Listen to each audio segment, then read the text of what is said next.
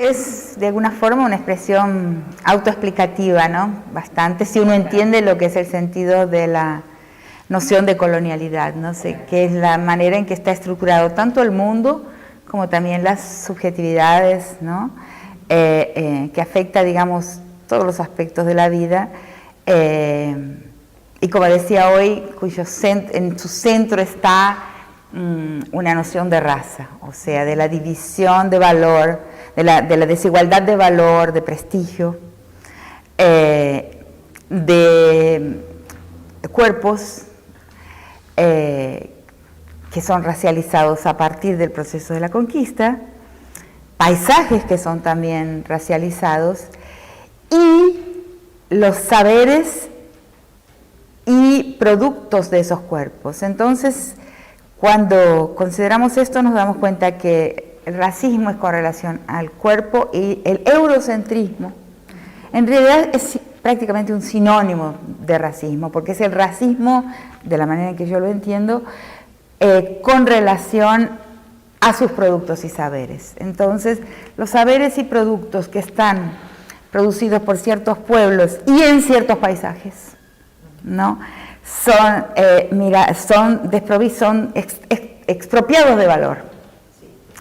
Y la colonialidad del saber se origina ahí, o sea, un saber producido por cuerpos blancos y paisajes blancos, y en los paisajes de los cuerpos blancos, o sea, los países centrales que llamamos, tendrá automáticamente una apuesta de valor, un capital de verdad, una confianza, se le será atribuida una autoridad, ¿no? Automáticamente por su lugar de producción y por los cuerpos que lo producen. Y eso parece complicado cuando uno tiene que explicarlo así con una definición, pero cualquiera de nosotros lo entiende en el día a día, ¿no?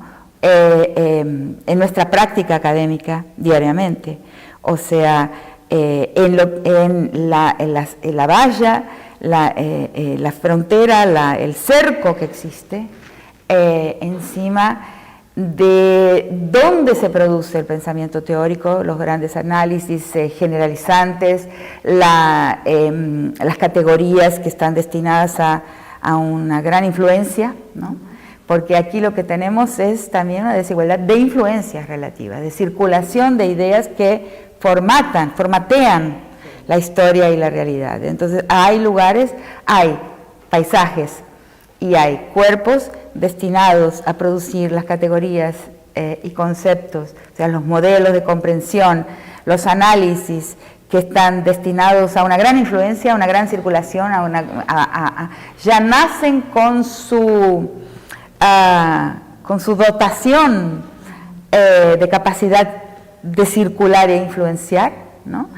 Y en otros lugares no hay esa esperanza, no se facilita eso, y también se propaga la idea de profesor-alumno, ¿no? Y entre colegas, de que el pensamiento producido de ese lado del mundo, en esos paisajes y por esos cuerpos, no tendrá capacidad de circulación, influencia. Estoy hablando de lo que concierne a nosotros, académicos del mundo colonial. Que es lo mismo, eso es muy importante para darnos cuenta, que es lo mismo que sucede con relación a nosotros mismos, en nuestros espacios domésticos, en nuestros espacios nacionales, en donde jugamos de europeos, jugamos en el time, en el equipo de los europeos y de los blancos, lo hacemos nosotros con los indios, con los negros y con las clases populares. O sea, es un esquema, una jerarquía y un bloqueo que se reproduce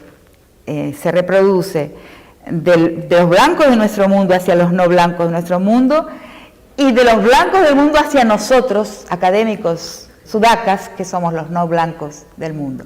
La colonialidad del saber tiene que ver con ese bloqueo, con esa imposibilidad, con esas formas de transmisión en el que somos consumidores de teoría. El papel en el mundo es consumir pensamiento teórico que va a influenciar y va a formatear la realidad. Porque la teoría no es cualquier cosa, las humanidades. Cuando fui ¿dónde estuve? En un congreso de humanidades en Bolivia, Congreso Internacional de Humanidades. Y el discurso siempre es que, bueno, las humanidades las vamos perdiendo con relación a las ciencias duras, ¿no? Que las ciencias duras son el modelo de la producción académica, en fin, de cómo se debe trabajar en la universidad. Pero es un error. El gran poder está en el discurso de las humanidades. Y ahí hay un bloqueo gigantesco de quién puede participar de la formulación de ese discurso. Es impresionante lo difícil, prácticamente imposible, que es atravesar la frontera norte-sur del sur para el norte. Y siempre digo, y lo escribí en ese artículo sobre Aníbal Quijano, que son muy pocos